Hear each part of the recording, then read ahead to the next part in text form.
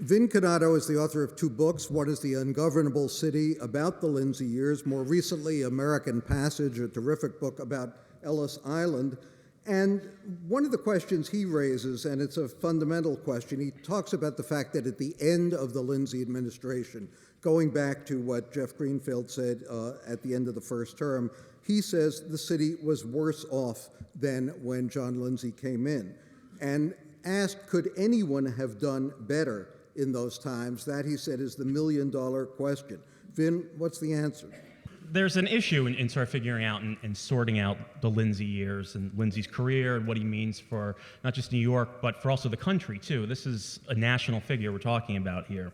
I think sometimes Lindsay supporters want to have it both ways, or 2 ways. On the one hand, they want to say this is an incredibly special politician. New York was lucky to have him during this tumultuous period. But sometimes in dealing with the problems of the period, the Lindsay defenders fall back on this idea that cities were falling apart everywhere. New York was no better, no worse than elsewhere, and no one could really have done any better. And if that's the case, then what's so special about John Lindsay?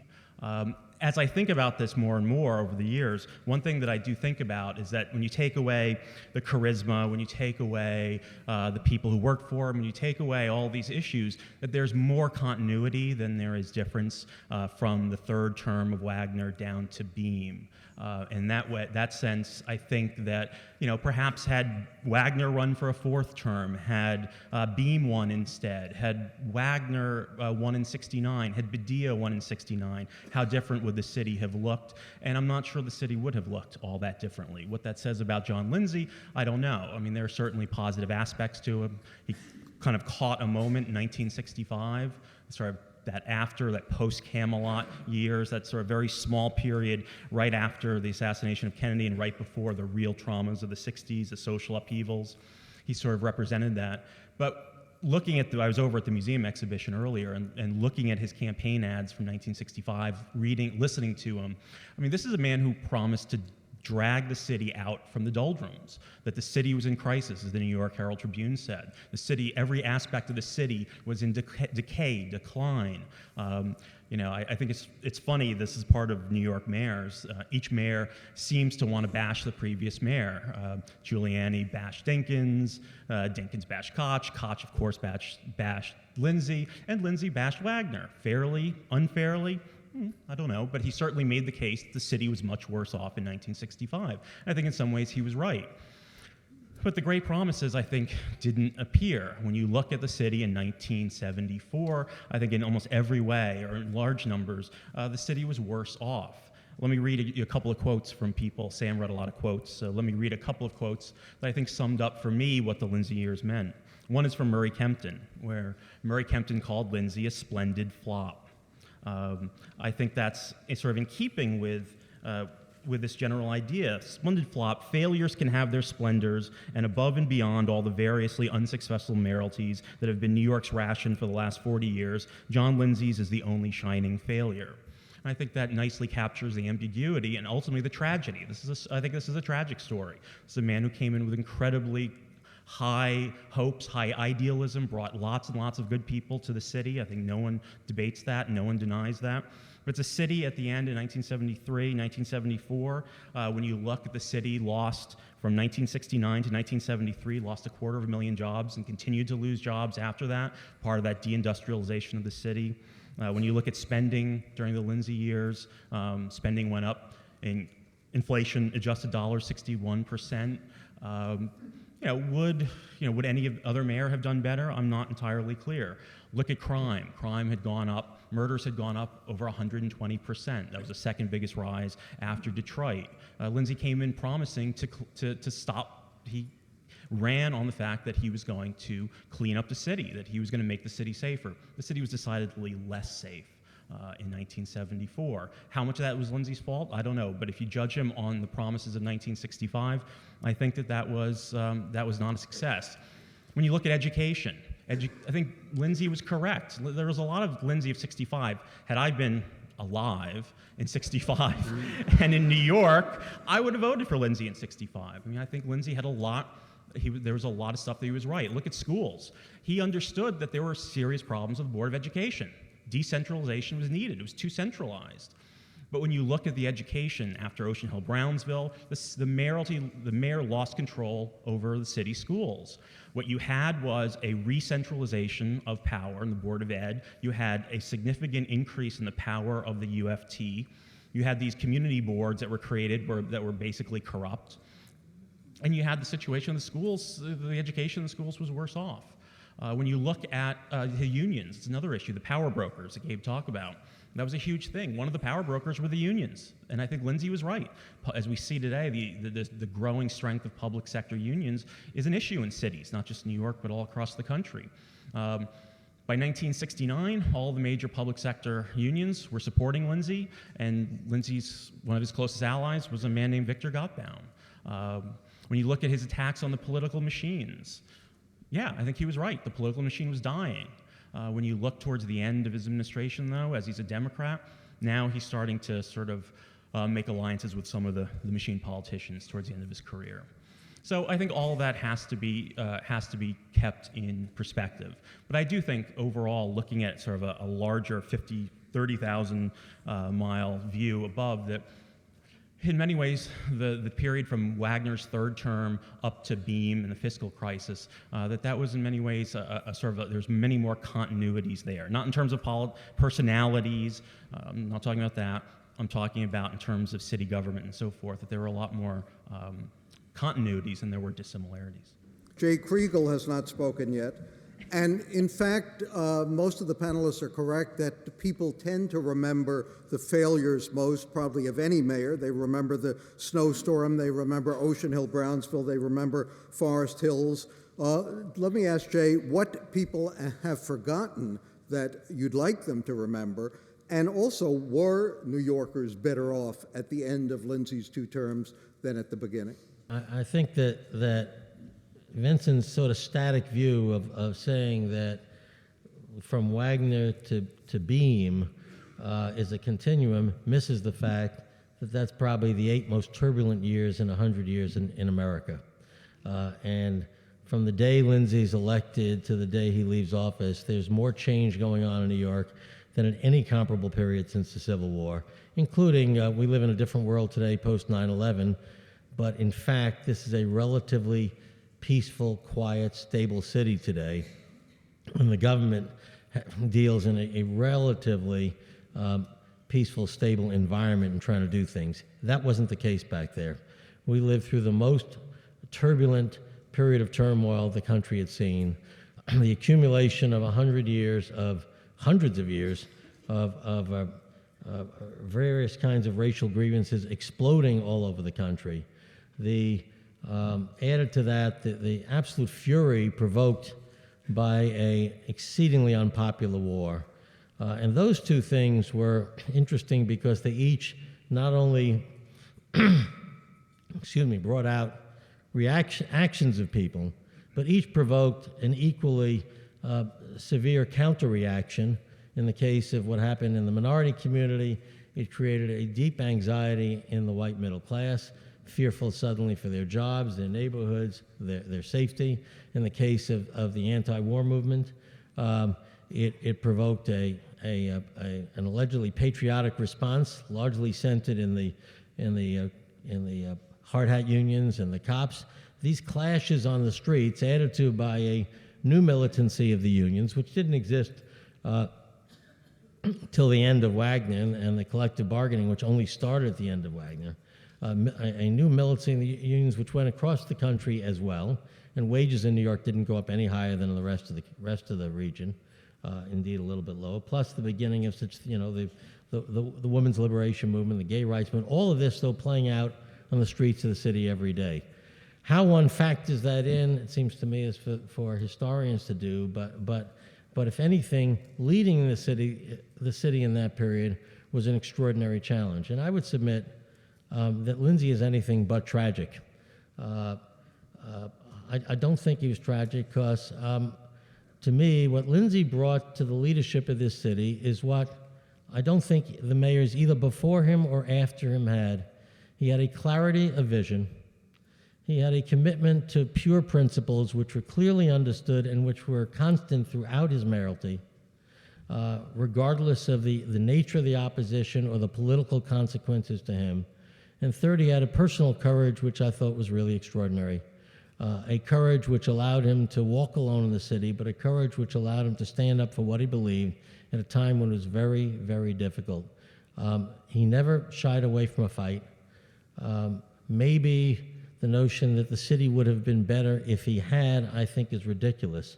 He took on all kinds of battles and was prepared to lose. I think that's an important lesson. It is the reason that so many of us worked for him. It is the inspiration that he gave to the city. It said something about what government should be at its finest, and sadly, we've seen too little of that in our lives. And it is why I think he is worth celebrating, not because of some dry statistics, but because in the end, John Lindsay represented the best of us and the best of our city, and he led us through a perilous period with class and decency and honor.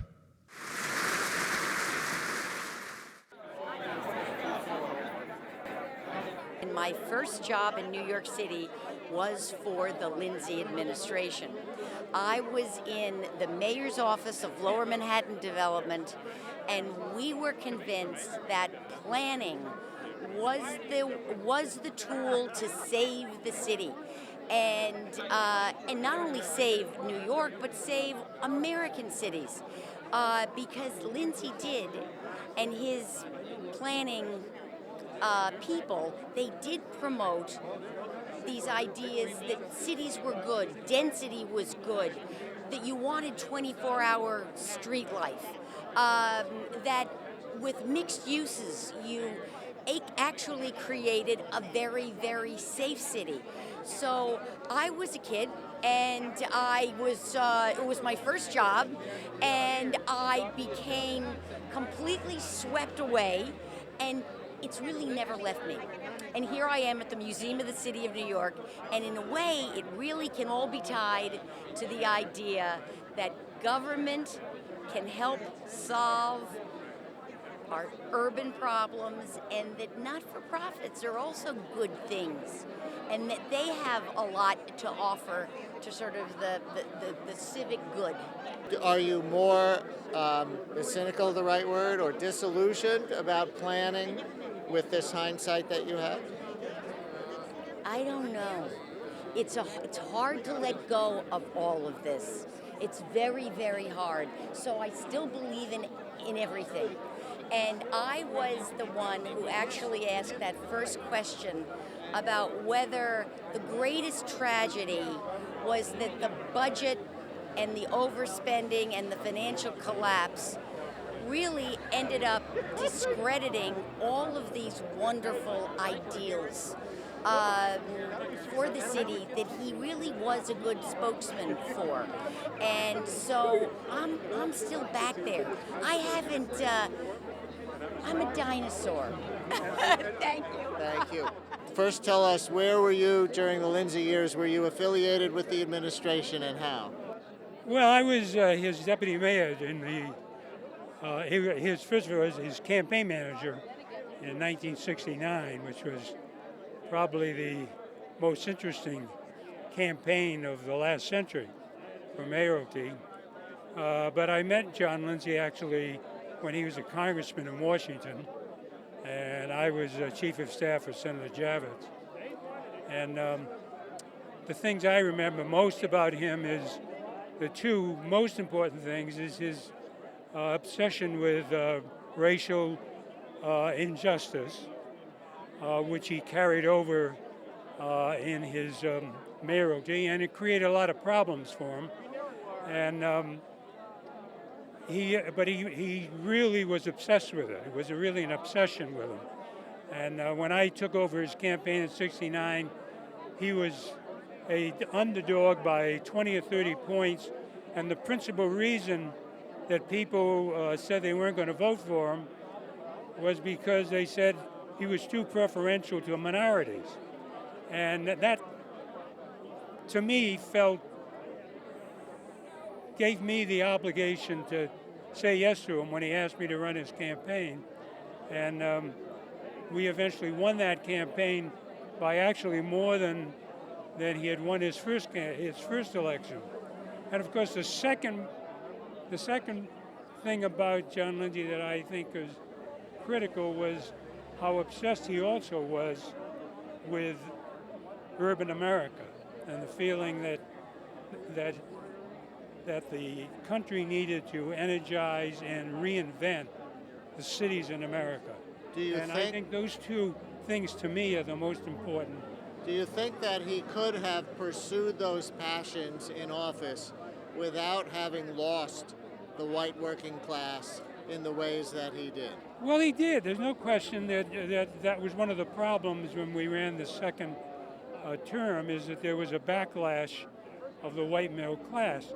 But, it goes back to the question that I submitted to the panel tonight, and, you've got to fight for good intentions, even if those good intentions produce policies that sometimes don't work out. And, and things like he fought for the Civilian Complaint Review Board, which was very unpopular in his first term, but, 30 years later became a reality. And that caused him a lot of problems with people who thought that was, with a lot of the middle class. And he fought for open enrollment so that every minority could get an education, and that caused a lot of problems for him. That was in his second term, and that was later abandoned, but is now considered a noble experiment. It came up during the panel that he had a hard time admitting mistakes. Did he look back on his term with bitterness at the way he was treated, or regrets for lessons hard learned, or toward the end of his life, how would you say he looked back on his time in office? I don't think he was bitter. I mean, I saw him at the end of his, even when he was in very serious health problems, and he was not a bitter man at all. Thank you very much. Right. I started in the Budget Bureau in 1967, then I was an assistant to the mayor from 1968 to 1972, and I ended up being one of his speechwriters. And looking at the panel tonight, it was pretty tough, including some of the liberal voices. Pete Hamill, Jeff Greenfield, they were pretty tough. Does he deserve all that? Hindsight is cheap. Being there during that time, as some of them should have known better, tells you and teaches you something very different than some of what was said at the panel tonight. New York, from 1967 to 1973, when I worked for John Lindsay, was both a very exciting place and a place that, let me put it this way. I remember when King was killed, and you turn on the television the next day, and the smoke over Washington, D.C., and over every other city in America, there was no smoke over New York. And that wasn't just about some white guy walking the streets. That was about programs, that was about the good intentions which people were criticizing, that was about communication, that was about understanding root causes. So, it's easy to forget what it was like. Tell us about your tie. And her scarf. Well, I want to point to what Major Owens said, because it was unfortunate to my mind that this conversation didn't get contextualized in the way that he was pushing us to contextualize it. By which I mean, you look at Barack Obama today, and there's an instinct to say, oh, this is just idealism and good intentions, it's not possible. And I think Major was right to say there's evil in the world that is about discrediting just that kind of spirit, and we should be vigilant about that. Would it be a stretch to say that President Obama is having to relearn the lessons that John Lindsay learned? Because look how quickly he has lost some of the white working class that even voted for him. I don't think any of this is news to President Obama. Well, black presidents do. No, I said I don't think any of it is news news. to him. To him. I mean, he's certainly not a naive man, and he certainly understands that to do certain kinds of things, you have to face opposition. I think Lindsay understood the same thing. Tell us about your scarf and tell us about your tie. In the 1969 re-election campaign, Peter Max, the artist, designed these two items to raise money for the Lindsay campaign, and they were sold, and we just happened to find them in mint condition in our closet this morning. Purposely And they're in still fabulous. purposely in the colors of the New York Mets. Yes. No. Color Who won New the City. championship that day? Purposely in the color of New York City. These are New York City colors, as well as Orange and blue. orange and blue. So they were, but the colors were, yes, they were meant to. It's still very stylish. I mean, these are. Put this on eBay, you make a mint, man. Really, only one left. Thank you very much. Thank you. My name is Richard Strider, and I work for the Office of Education Liaison under Dave Seeley, and then there was another guy who came in, and I continued working for him. That was Henry Saltzman. He came under criticism during the panel for being weak on education, for having kind of lost control of both the Rhodey McCoy, Ocean Hill, Brownsville faction and the UFT that was fighting it and ultimately went on strike. From your perspective? Well, my perspective was that, again, I think mistakes were made. Some of the comments that were made by the panelists about the selection of which school boards, which community school boards would be the ones to basically set the whole process in motion, I think was not well conceived. It should have been thought out a little bit better to get a better mix, give it a better chance to succeed. The politics were very, very complicated. The UFT, again, was flexing its muscles, trying to protect its membership, which I can understand. At the same time, the community was looking for more involvement to try and improve what they thought was a disastrous educational framework in the city. And to a certain extent, they had their valid points, and everything collided, and we wound up with a big mess. We're still struggling to educate urban children of color. Was nothing learned over the long term from those days, or is it just so difficult? I just think it's an amazingly complicated dilemma. On the one hand, a lot of money has been pumped into educational systems throughout the country. The results have not been wonderful.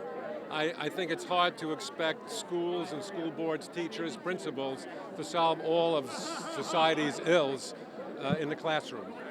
Kids come with enormous problems of malnourishment, broken homes, drugs, alcohol, etc. And people look to the schools to try and educate kids with a lot of problems that they're bringing with them. But I think John Lindsay at least made a valiant effort to try and cope with these things. And we've learned that a lot of these things, as I think Greenfield mentioned, money isn't the only thing that you need to make turnaround schools.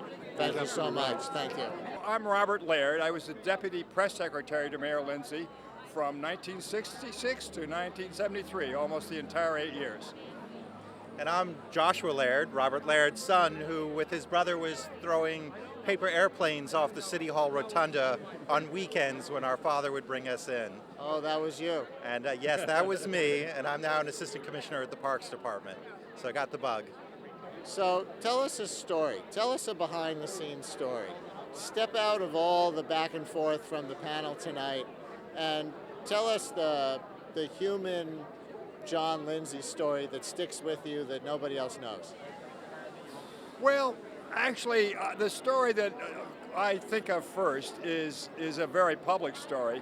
It was a hot August day in 1968. There was a classic New York City crisis. A white police officer had shot a black kid who we thought was carrying a gun. In fact, it was the silver wrapper of a candy bar. The 15-year-old boy is dead.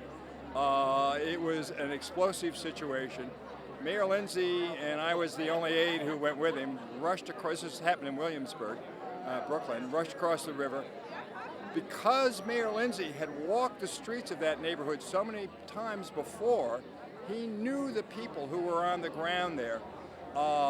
He could see that there was a riot that was in brewing, but he got community leaders to bring people into the basement of one of the housing authority projects and literally talk these people into calming down and not doing what their instinct was, which was to run riot.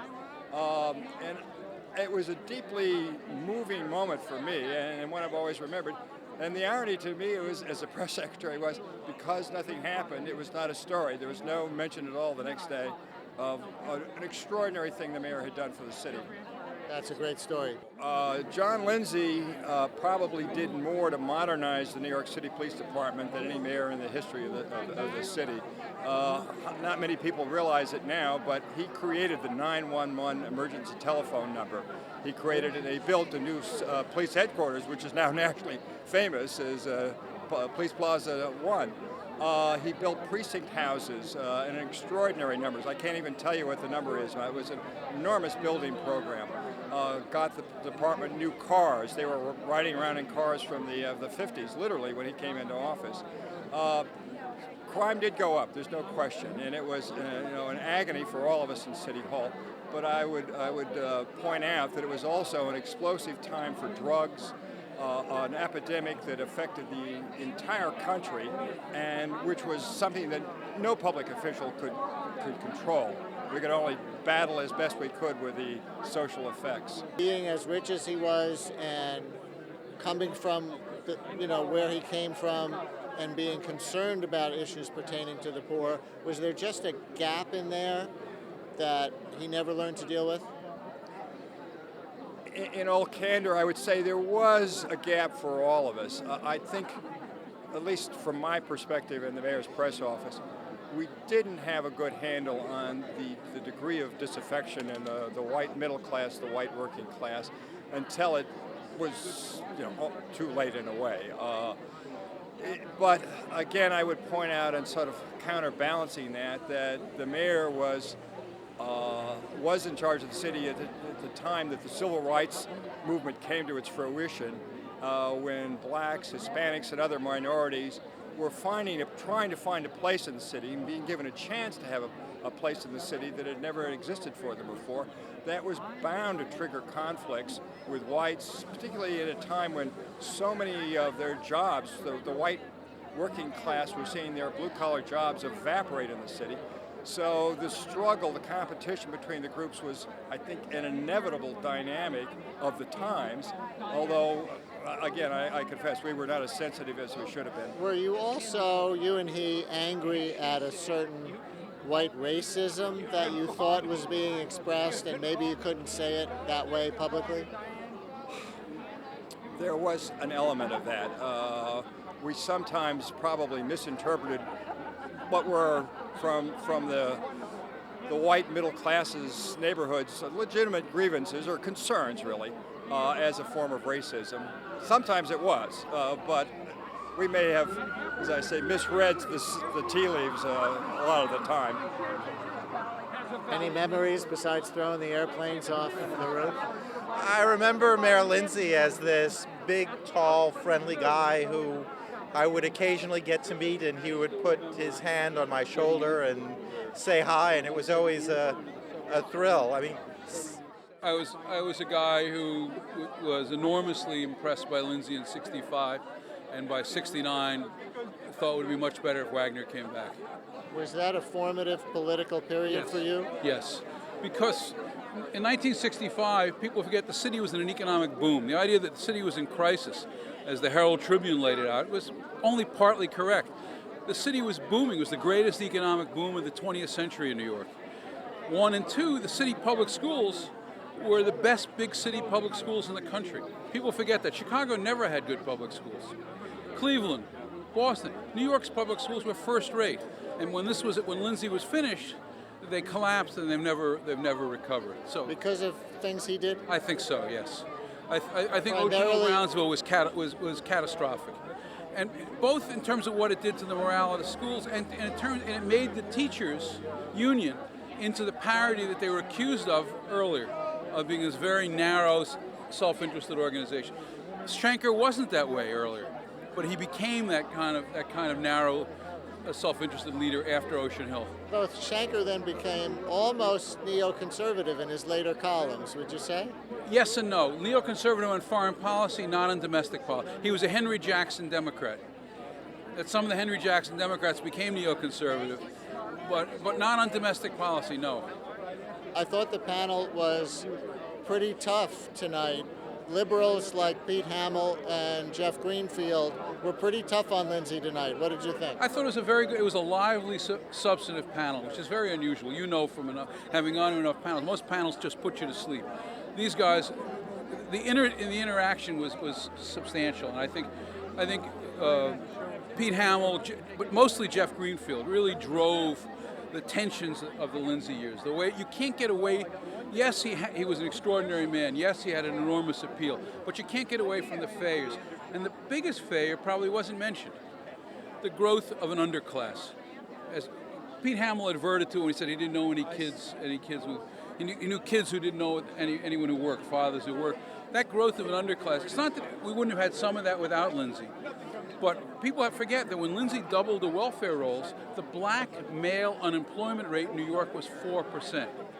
A 4% black unemployment rate today would be manna from heaven. It would be fantastic. So you can't I think avoid that. Did you see the exhibit? Is it balanced? Yes. The exhibit is balanced, and I tell you what the exhibit has, which I like. It has energy. It very much like the Koch. Were you here for the Koch exhibit? Like the Koch, the Museum of City of New York puts on dynamic exhibits. So the Koch exhibit, you'd come up the top of the stairs, and it was a huge photo of Koch as if he was greeting you. How am I doing? And this actually happened to me once coming up from the subway. So what this has the energy of Lindsay, the omnipresence of Lindsay, different poses of him, and people did have a sense that he was everywhere in those years. And so I think the exhibit. The other thing is the book. The book will be a very good book to be used in colleges, because what Sam Roberts does is he's got a lot of the primary documents, the Herald Tribune series. Murray kept the full column, not just He Was Fresh, but the whole column. So it's actually it's a very good read. Anything else you want to say for the historical record? For the historical record, people are right to try to separate Lindsay from the Times, in the sense that how much can be blamed on Lindsay, how much can be blamed on the Times.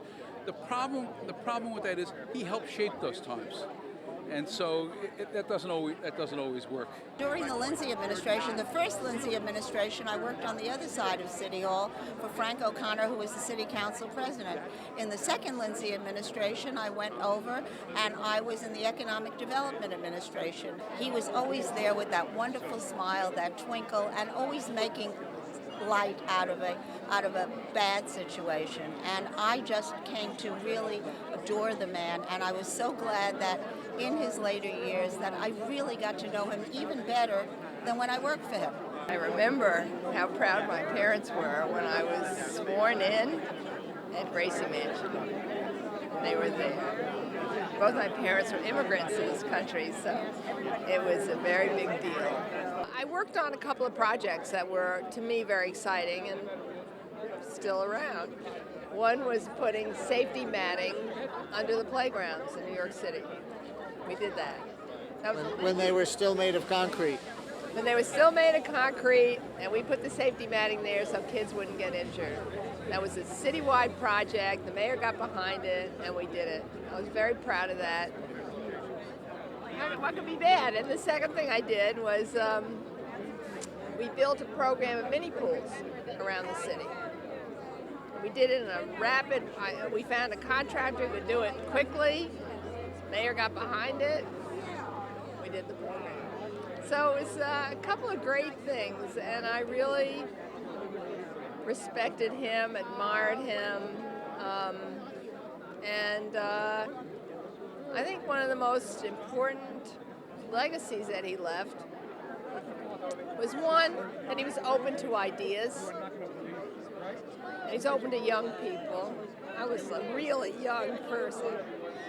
And beyond that, the important reaching out to the African American community, it was a really important statement about where we are as a city. and we're one people.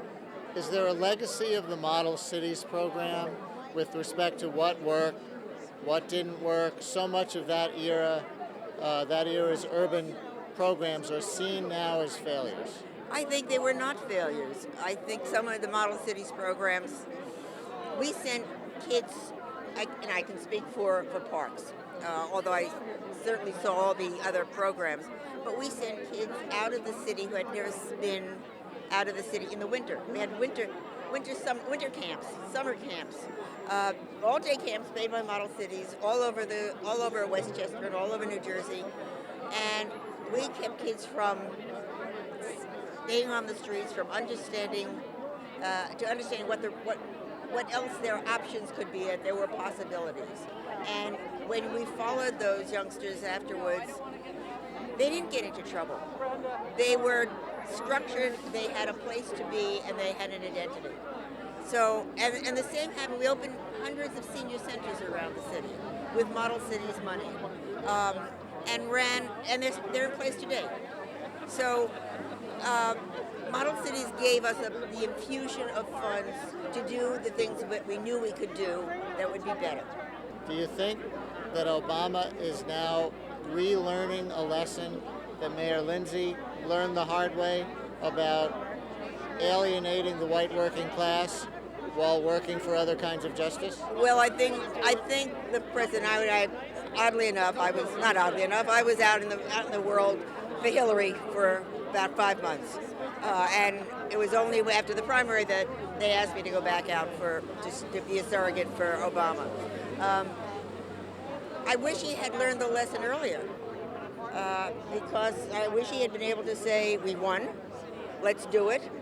And I understand bipartisanship for sure, but he lost a lot of momentum by trying to be everybody to everybody. I was first the assistant to the mayor for putting people in jobs, then the highway commissioner, then the transportation administrator, and before that I'd worked for John as his executive assistant running his New York office when he was in Congress. So I spent the entire 8 years working for John Lindsay.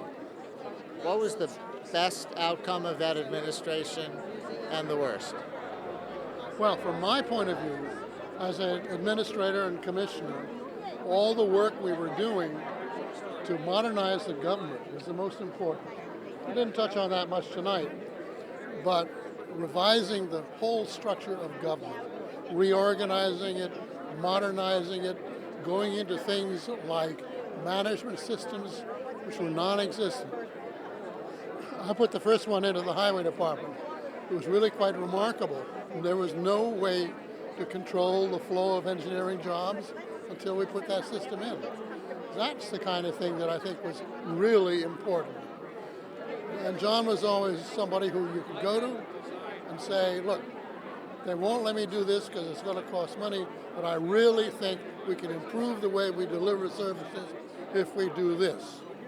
So that is really, and then of course if you had a political problem, you go to him and say, John, here's the problem, and he was always backing you anyways. State your name and what you were doing in the Lindsay administration. Sid Davidoff, administrative assistant to the mayor. What were your main jobs? Well, I had a couple of jobs. One is I was the political guy inside of City Hall, so that the neighborhood city halls, neighborhood organizations really reported to me. The mayor's schedule, once he left City Hall, was mine. It was when he went to the communities, into the neighborhoods, whatever it was that was under my jurisdiction, and all the outreach program to the communities. I was the guy who dealt with the outreach to the city. Remember one night for us, one day, one particularly intense event that went well or didn't go well. Incident, probably Columbia, speaks to mind, where we spent 5 days with Columbia shut down, and John Lindsay from Gracie Mansion speaking to the Dean of Columbia, but it showed the faith that it had in City Hall that we would be on a private campus dealing with the SDS, the jocks, the young professors, the tenured professors, and the time of what it was about, the Vietnam War, minority rights, the community involvement, student rights. It was an incredible time. So when I think about the 8 years we spent at City Hall, it was to me those 5 days on a campus dealing with every spectrum of the problems of that university as it was part of New York City. That probably to me is the most. What's an untold story? We've heard a lot of stories here tonight that are fairly well known. What's an untold story? Untold story. At tonight's symposium, there was a story about how the flag was put at full staff and half staff at City Hall. This is the story. Kent State happened. 4 students were shot. Lindsay was the most known Republican spokesman against the war in the country. And we're sitting at City Hall at dusk, and we've had a request that the mayor has asked us to talk about to lower the flags to half staff. And Dick Carrillo, deputy mayor at the time, I think you interviewed him, said, who could care, right? Who would complain about the flag at City Hall in this building be put at half-mast? And we all agreed, the mayor agreed. Next day, 1,000 construction workers march on City Hall. The cops got their hats off to singing Star Spangled Banner. I've been walking with Dr. Spock and Bella Rabzug. We're walking up the street with all the demonstrators. And all of a sudden I see, and the truth is, it was a postman who delivered the mail, had gone up, climbed this ladder that exists in City Hall to get on the roof, shoved this thing aside that you get up on, and put it at full staff, at which point all the construction workers, to me, the mayor had an order. And we're not. And it was the Kent State kids. So, of course, I hadn't seen anything happen before, but I ran into City Hall, threw that guy down the ladder, by the way, and put it back up to full staff, at half staff, and went to the edge of the roof and gave the Viva the Peace sign, at which point they rioted City Hall, and the police said, get out of here, we're going to arrest you. And it was the toughest day of my life. It was the right thing to do, but the wrong thing at the moment. But it almost caused the first true riot in City Hall. Why did he do it? Why was it a New York issue, or was it part of his early campaign for president? No, it had nothing to do with president. John Lindsay, the line that he was running for president when he was elected mayor is crazy. Everybody thinks they can become a president from mayor has to be. This is 1970. No. After the second election. Okay, but he's mayor of the city of New York. He started anti-war immediately. Remember, he didn't endorse Goldberg as a 1964 Republican congressman. This was all about his belief it was the wrong war. His speeches on how many schools it was costing this city, how many hospital patients we couldn't attend to, how many people we couldn't train because the money we were spending in Vietnam. That was John Lindsay. If he can later convert that to the presidency campaign, that's great. The fact is he believed it and truly lived it. Thank you so much.